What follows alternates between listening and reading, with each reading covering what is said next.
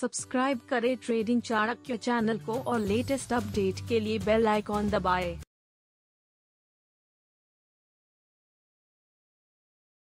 नमस्कार दोस्तों, ट्रेडिंग चाणक्य की यूट्यूब चैनल में मैं मोहन मित्तल करता हूं आप सबका फिर से बहुत बहुत स्वागत है आप सभी का हमारी वेबसाइट tradingchanakya.com पे।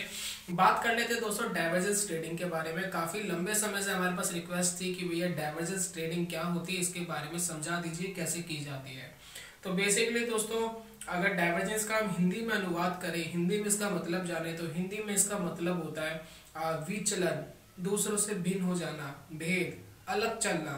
यानी एक ऐसी स्थिति, एक ऐसी सिचुएशन जहां पर दो चीजें अलग अलग चल रही है। एक आदमी नॉर्थ में जा रहा है तो एक आदमी वेस्ट में जा रहा है, राइट। तो जरा हम आगे विस्तार से समझेंगे तो चीजें आपको अच्छे से समझ में आएंगी। तो बेसिकली दोस्तों, जो डाइवर्जेंस का कॉन्सेप्ट है ये थोड़ा सा बड़ा है, क्योंकि इसके अंदर एक तरीके की डाइवर्जेंस नहीं, दो तरीके की डाइवर्जेंस होती है, हिडन और रेगुलर। साथ ही साथ इसके अंदर कुछ सावधानियां, कुछ मार्केट की कंडीशंस है, उसके अंदर आपको थोड़ा सा ध्यान देना होता है। तो 3, 4, 5 चीजें जो एक वीडियो में कवर करना थोड़ा सा मुश्किल है, तो हो सकता है ये वीडियो 2 या 3 पार्ट्स के अंदर डिवाइड हो जाए। फिर भी हम कोशिश करेंगे आपको कम समय के अंदर अच्छी जानकारी दे सके और अच्छे से समझा सके। तो अगर हम डाइवर्जेंस की बात करें तो दोस्तों, इसके ऊपर एक हॉलीवुड मूवी भी आई थी जिसका नाम था डाइवर्जेंट, और शायद काफी लोग उसको देख चुके हैं। उसके अंदर कुछ लोग थे जिनके पास अपनी अलग अलग पावर थी, यानी एक व्यक्ति दूसरे से भिन्न था, दूसरे से अलग था। एक के पास कुछ अलग पावर थी तो दूसरे के पास कुछ अलग पावर थी। तो ठीक इसी तरीके से भी इस कॉन्सेप्ट का मतलब ये है कि आपको जो प्राइस का कोऑर्डिनेशन है और जो इंडिकेटर का कोऑर्डिनेशन है उसके अंदर भिन्नता आ जाना, उसके अंदर डिफरेंस आ जाना, उसी को कहते हैं हम डाइवर्जेंस। दोस्तों, हम सभी ट्रेडर ये चाहते हैं कि बाजार को हम उस समय पिक करें कि जहां से बाजार बढ़ना शुरू हो और उस जगह से बाहर निकल जाए जहां से बाजार गिरना शुरू हो। यानी एक ऐसी सिचुएशन जहां पर हम मोटा हिस्सा यानी सबसे ज्यादा अच्छा हिस्सा खा सके और सबसे ज्यादा हम संतुष्ट रह सके। क्योंकि बाजार के अंदर हमेशा हमें एग्जैक्ट पिक करने में परेशानी होती है कि कहां से रिवर्सल होगा, कहां से बाजार बदलेगा, या कहां से बाजार ऊपर जाए, कहां से बाजार नीचे जाएगा। तो ये सिचुएशन पिक करना थोड़ा सा मुश्किल और थोड़ा सा टिपिकल हमेशा से रहा है। दूसरी चीज यहाँ पर यह है कि कई बार हम ट्रेड लेते हैं, किसी लॉन्ग पोजीशन में होते हैं, तो हमें ये नहीं पता कि हमें एग्जिट कहाँ से लेना चाहिए, हमें बाहर कहाँ से निकलना चाहिए। तो ये जितनी भी समस्या है आपकी, कहाँ से बाहर निकलना चाहिए, कितना ट्रेंड चलेगा, कहाँ से ट्रेंड को पिक करना चाहिए, ये सारी चीजों का सोल्यूशन जो है डाइवर्जेंस है। यानी एक ऐसा मेथड है जो आपकी ये सारी प्रॉब्लम शॉर्ट आउट कर सकता है। तो डाइवर्जेंस की अगर हम बात करें तो डाइवर्जेंस 2 तरीके के होते हैं, एक होता है हिडन, एक होता है रेगुलर। तो इस वीडियो में हम बात करेंगे रेगुलर वाले की, हिडन वाले की करेंगे बाद में बात, और समझेंगे कि ये रेगुलर वाला क्या करेगा, कैसे हमें अच्छे सिग्नल पिक कराने में मदद कराएगा। बेसिकली दोस्तों, जब आपको रेगुलर आपको मिलता है डाइवर्जेंस, तो ये आपको एक संभावित रिवर्सल बताने की कोशिश करता है। एक जरूरी नहीं है कि मेजर रिवर्सल होगा, एक शॉर्ट टर्म रिवर्सल हो सकता है, एक मेजर रिवर्सल भी हो सकता है, लेकिन एक संभावना है कि आपको ये बताने की कोशिश करेगा कि बाजार गिरेगा या यहाँ से बढ़ेगा। बेसिकली जैसे कि हमने स्टार्टिंग में बात कर रही थी कि भिन्न हो जाना, विचलन हो जाना, दूसरों से अलग हो जाना, ये स्थिति डाइवर्जेंस के अंदर पैदा होती है। डाइवर्जेंस का मतलब ये होता है। तो आप डाइवर्जेंस को किसी एक इंडिकेटर के साथ यूज कर सकते हैं। इंडिकेटर एक ऑसिलेटर होना चाहिए, जैसे कि RSI, जैसे कि MACD, जैसे कि CCI। किसी भी तरीके का मोमेंटम ऑसिलेटर इसके अंदर बहुत अच्छे से काम करेगा। डाइवर्जेंस के अंदर आप किस इंडिकेटर को ज्यादा प्रेफरेंस करते हैं इससे कोई फर्क नहीं पड़ता, कोई भी ऑसिलेटर इसके अंदर काम करता है प्राइस एक्शन के साथ। अब बात कर लेते हैं टाइम फ्रेम की। क्या टाइम फ्रेम होना चाहिए? कई बार आपने सुना होगा कि डाइवर्जेंस के अंदर 1 दिन का टाइम फ्रेम ज्यादा अच्छे से काम करता है, कुछ लोग कहेंगे 1 महीने का टाइम फ्रेम अच्छे से काम करता है, कुछ लोग ये कहेंगे कि आवरली टाइम फ्रेम ज्यादा अच्छे से काम करता है। कभी अपने चार्ट के ऊपर बैक टेस्ट करिएगा और किसी भी टेक्निक, ये सिर्फ डाइवर्जेंस की बात नहीं, किसी भी टेक्निक को लगा के देखिएगा। कोई भी टेक्निक हर टाइम फ्रेम में काम करती है, लेकिन प्रॉब्लम क्या है कि जब भी आप किसी भी टेक्निक में टाइम फ्रेम को छोटा करते हैं तो नॉइज ऑब्वियसली बात है ज्यादा होगी, आपको फेक सिग्नल ज्यादा मिलते हैं, और जितना टाइम फ्रेम आप बड़ा करेंगे आपको फेक सिग्नल्स कम हो जाते हैं और नॉइज आपकी कम हो जाती है। वो हर टेक्निक, हर सिचुएशन के साथ है, सिर्फ डाइवर्जेंस के साथ नहीं है। तो मैं ये कह सकता हूँ कि आप किसी भी टाइम फ्रेम में इसका यूज कर सकते हैं। जो जिस टाइम फ्रेम में काम करने के लिए कंफर्टेबल है वो इसका इस्तेमाल कर सकता है, किसी भी तरीके की कोई प्रॉब्लम नहीं है। लेकिन जितना ज्यादा बड़ा टाइम फ्रेम उतनी नॉइस कम, इस चीज का आप ध्यान रखिएगा, राइट। चलिए अब स्टार्ट करते हैं कि डाइवर्जेंस बेसिकली काम कैसे करता है। यहाँ पर दोस्तों आपको एक पिक्चर दिख रही है, इस पिक्चर को अगर आप ध्यान से देखेंगे तो डाइवर्जेंस का आपको सीधा मतलब पता लगेगा। बाजार के अंदर एक सिचुएशन बनी हुई कि बाजार सीधा ऊपर की तरफ जा रहा है और जो प्राइस है वो ऊपर की तरफ जाता हुआ आपको दिखाई दे रहा है और जो स्विंग्स है वो लगातार ऊपर की तरफ बन रहे हैं। तो इस चार्ट के अंदर आप देखेंगे जो प्राइस है वो प्राइस लगातार स्विंग बनाता हुआ ऊपर की तरफ जा रहा है और प्रॉपरली बुलिश दिख रहा है हमें। तो इस बुलिश सिचुएशन में अगर आप देखेंगे तो ये जो सिचुएशन है इसको हम कहते हैं हायर हाई सिचुएशन, यानी बाजार ने एक हाई बनाया और हाई बनाने के बाद एक दूसरा हाई बनाया जो हाई से बड़ा था, यानी ये सिचुएशन है हायर हाई, यानी चीजें बढ़ते हुए जाना ऊपर की तरफ, एक नया हाई क्रिएट करते हुए जाना, ये सिचुएशन है हायर हाई। लेकिन नीचे अगर आप ध्यान देंगे नीचे एक इंडिकेटर लगा हुआ है, ये है RSI का इंडिकेटर, और इस इंडिकेटर के अंदर अगर आप स्विंग देखेंगे तो ये जो स्विंग्स है ये ऊपर से नीचे की तरफ बन रहे हैं। तो जो इंडिकेटर की सिचुएशन है इसको हम कहते हैं लोअर हाई, यानी जो सिचुएशन है वो लो बन रही है हाई की, यानी एक जो हाई है वो लो बन रहा है। यानी आप सीधे टर्म में अगर आप समझे, अगर higher high lower high higher low ये समझ नहीं आता है तो आप सीधा आप ऐसे समझ सकते हैं कि बाजार तो ऊपर की तरफ स्विंग बना रहा है लेकिन इंडिकेटर नीचे की तरफ स्विंग बना रहा है, यानी ये क्या हो रहा है, डाइवर्जेंस हो रहा है। डाइवर्जेंस का मतलब जैसे हमने जाना था विचलन, यानी दूसरे से अलग चलना, यानी प्राइस की मूवमेंट ऊपर दिख रही है लेकिन इंडिकेटर की मूवमेंट नीचे दिख रही है, ये दोनों आपस में कोऑर्डिनेशन जो है इनका वो डाइवर्जेंस कोऑर्डिनेशन बन गया है। तो इस सिचुएशन को क्या कहते हैं, इस सिचुएशन को ये कहते हैं कि यहां से मार्केट जो है अब रिवर्स कर सकता है, यानी जो इंडिकेटर सिग्नल जो दे रहा है प्राइस के साथ कोऑर्डिनेशन के साथ, ये आपको इंडिकेट कर रहा है कि यहां से प्राइस अब नीचे जाएगा, यहां से एक संभावित रिवर्सल हो सकता है या यहां से एक मेजर रिवर्सल आपको मिल सकता है। डाइवर्जेंस के अंदर एक बहुत ही बेनिफिट वाली चीज क्या है कि यहाँ पर आपको स्टॉप लॉस बहुत ही छोटा लेना पड़ता है और ये स्टॉप लॉस बहुत स्ट्रांग होता है। प्लस अगर हम प्रॉफिट की बात करें तो प्रॉफिट यहाँ पर रिस्क के मुकाबले बहुत ज्यादा मिल सकता है, यानी बहुत अनलिमिटेड आपको प्रॉफिट मिल सकता है। यहाँ पर रिस्क एंड रिवॉर्ड रेशियो आप बहुत अच्छा रख सकते हैं। तो डाइवर्जेंस के अंदर ये सिचुएशन जो है इसको हम कहते हैं कि ये दूसरे से भिन्न हो रहा है और यहाँ से मार्केट अब रिवर्स कर सकता है, और जैसा आप चार्ट में देखेंगे यहाँ से मार्केट के रिवर्स करने की पॉसिबिलिटी बहुत ज्यादा होती है। दूसरा दोस्तों सिचुएशन ये बन रही है कि बाजार लगातार गिर रहा है, बाजार लगातार गिर रहा है तो अगर आप इसके स्विंग्स देखेंगे तो ये लोअर लो स्विंग्स बन रहे हैं। लोअर लो समझ नहीं आता तो आप सीधा ये समझिए कि बाजार लगातार नीचे गिर रहा है और जो स्विंग्स है वो ये लगातार नया लो बना रहे हैं, नया लो बना रहे हैं और पहले वाला स्विंग से ज्यादा नीचे बाजार गिर रहा है, यानी लगातार आपको स्विंग के साथ बाजार गिरता हुआ दिखाई देगा।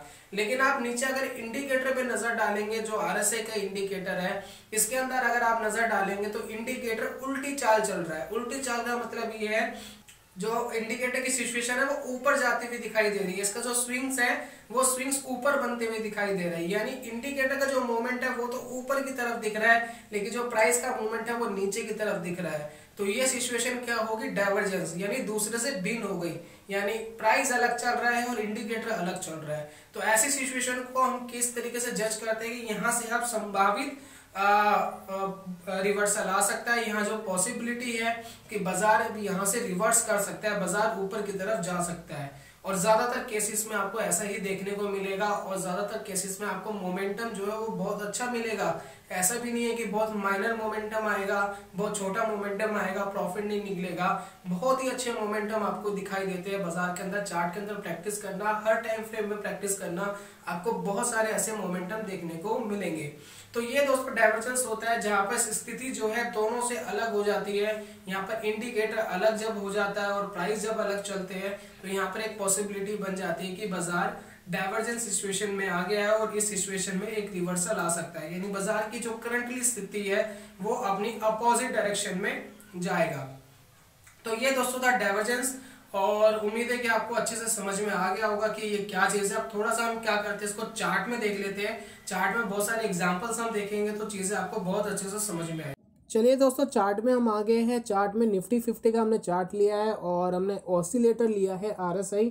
14 पीरियड का डिफ़ॉल्ट सेटिंग भी हमने लिया, इसमें कोई भी कस्टमाइजेशन नहीं करी है। और इसके अंदर आप जज करने की कोशिश करेंगे कि बाज़ार जब गिर रहा है या बाज़ार जब बढ़ रहा है तो एक संभावित रिवर्सल कहाँ पर हो सकता है डाइवर्जेंस की सहायता से।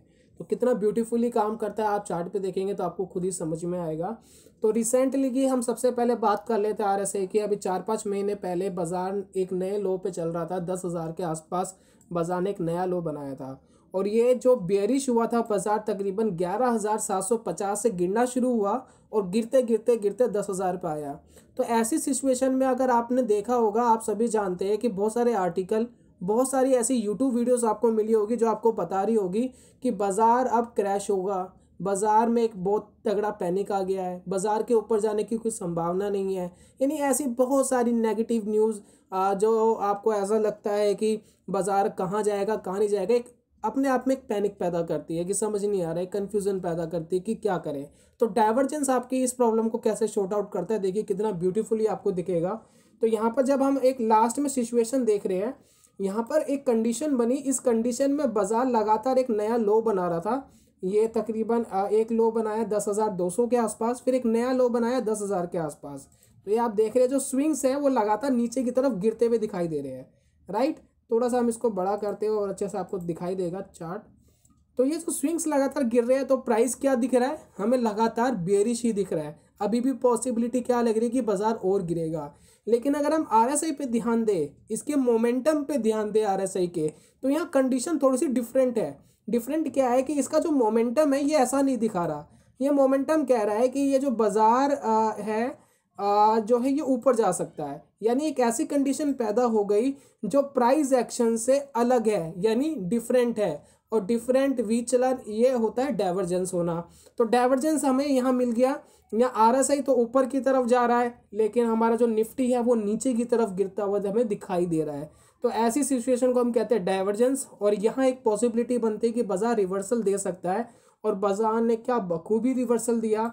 अगर आप ध्यान देंगे अप्रोक्स यहीं से बाज़ार ने बढ़ना शुरू करा है। और आप सभी जानते हैं बाज़ार अभी 11,000 के आसपास चल रहा है। यानी एक ऐसी पोजीशन हमें मिल जाती है, एक ऐसा पॉइंट हमें मिल जाता है जहां बाज़ार एक बेहतरीन रिवर्सल देता है। तो ये तो रिसेंटली की बात थी, और भी बहुत सारे एग्जांपल दिखेंगे आपको, बहुत सारे एग्जांपल। तो यहाँ पर आप देख लीजिए बाज़ार जब एक अपना नया हाई बना रहा था 11,750 के आसपास गया था। तो यहाँ पर अगर आप देखेंगे दोस्तों बाज़ार एक नया लगातार हाई बना रहा है ऊपर की तरफ, और कॉन्टिन्यूसली हमें ऐसा लग रहा है कि बाज़ार और ऊपर जाएगा। लेकिन दोस्तों अगर आप यहाँ पर इंडिकेटर की चाल देखेंगे, इंडिकेटर की चाल बिल्कुल प्राइस एक्शन के विपरीत चल रही है, यानी विचलन चल रही है, भेद हो रहा है दोनों के बीच में। क्या भेद हो रहा है, क्या अलग हो रहा है, यहाँ पर एक तो इंडिकेटर फ्लैट हो गया। इंडिकेटर का जो मोमेंटम है एक तो फ्लैट दिख रहा है, फ्लैट होने के साथ ही बहुत ही माइनर वो नीचे की तरफ जाता हुआ हमें दिखाई दे रहा है। देखिए आपको पिक्चर में शायद ना दिखाई दे, लेकिन मैं अगर आपको पॉइंट्स बताऊंगा तो इधर का जो स्विंग्स था, जो हाई बनाया था उस समय RSI था तकरीबन 78 के आसपास, लेकिन ये वाला जो नया हाई बनाया था उस समय RSI था 76 के आसपास। यानी 2 पॉइंट का जो हुआ था डीप जा रहा था, यानी ड्रॉप हुआ था, लेकिन जो प्राइस एक्शन है वो अप जा रहा था। तो ऐसी सिचुएशन को भी हम डाइवर्जेंस के अंदर ही गिनते हैं। तो अगर दोस्तों ये फ्लैट होता तो फ्लैट के अंदर भी आप डाइवर्जेंस में कंसीडर कर सकते थे, क्योंकि ये भी एक अलग सिचुएशन ही बनती है। तो इसके अंदर भी अगर आप देखें तो ये कुछ इस तरीके से बनेगा, बहुत ही माइनर डीप जा रहा है, डाउन जा रहा है, और इसके अंदर भी क्या है हमें डाइवर्जेंस मिला और यहाँ से बाज़ार नीचे गया। एक और कंडीशन देख लेते हैं। इस कंडीशन में बाज़ार अप्रोक्स है 7,900 के आसपास बाज़ार ने एक लो बनाया था, और लगातार ये लो की तरफ हमें दिखाई दे रहा था। अगर आप स्क्रीन पे देखें तो यहाँ पर हमें दिख रहा है कि बाज़ार लगातार लो बना रहा है। तो ये जो स्विंग्स है ये हल्का सा लोअर लो हमें दिख रहा है बनते हुए। लेकिन आप इंडिकेटर देखेंगे तो इंडिकेटर से आपको बहुत ही क्लियर दिखाई दे रहा है कि इंडिकेटर उल्टी चाल चल रहा है। इंडिकेटर की जो लाइन है वो जो बना रहे हैं स्विंग्स वो ऊपर की तरफ बना रहे हैं, यानी प्राइस नीचे की तरफ चल रहा है लेकिन इंडिकेटर ऊपर की तरफ चल रहा है। तो ऐसी सिचुएशन को हम क्या कह सकते हैं कि जो बाज़ार है यहाँ से रिवर्सल देगा। अब जितना ड्रॉप होना था ड्रॉप हो चुका है, अब यहाँ से एक पॉसिबिलिटी बनती है कि बाज़ार ऊपर जा सकता है। तो यहाँ से बाज़ार एक बहुत ही अच्छी चाल से ऊपर गया, और आप देखेंगे तो उसके बाद बाज़ार ने एक नया हाई बनाया, बाज़ार रुका ही नहीं, उसके बाद लगातार सीधा वो 11,000 पे ही जाकर रुका है। तो इस तरीके से डाइवर्जेंस जो है बहुत अच्छी हेल्प करते हैं आपकी चीज़ों को पहचानने में, टॉप्स और बॉटम्स को पहचानने में। तो डाइवर्जेंस से सिर्फ इतना ही नहीं है, जिसमें हमने अभी तो बात करी है रेगुलर वाले की, अभी हम हिडन वाले की बात करेंगे नेक्स्ट पार्ट में। कहाँ का डाइवर्जेंस काम नहीं करेगा, कहाँ का आपको सावधानियां रखनी है, उसके लिए एक स्पेशल वीडियो आएगी, उसमें आप उस चीज़ों को ज़रूर ध्यान दीजिएगा। तो चीज़ें आपको बहुत अच्छे से एक्सप्लेन होगी, यानी डाइवर्जेंस काम क्यों नहीं करे, डाइवर्जेंस में कहाँ तकलीफ थी, ये सारी चीज़ें आपको बहुत अच्छे से क्लियर हो जाएगी 2 या 3 पार्ट्स की वीडियो में। तो यही था दोस्तों आज की वीडियो में। कैसा लगा ज़रूर बताइएगा। हमने पूरी कोशिश करी है आपको सिंपल भाषा में, आसान भाषा में चीज़ें समझाने की, और उम्मीद है आपको अच्छे से समझ भी आई होगी। जल्दी मिलता हूँ दोस्तों नेक्स्ट वीडियो में कमाल के कॉन्सेप्ट के साथ। तब तक के लिए good bye, God bless you, bye bye दोस्तों।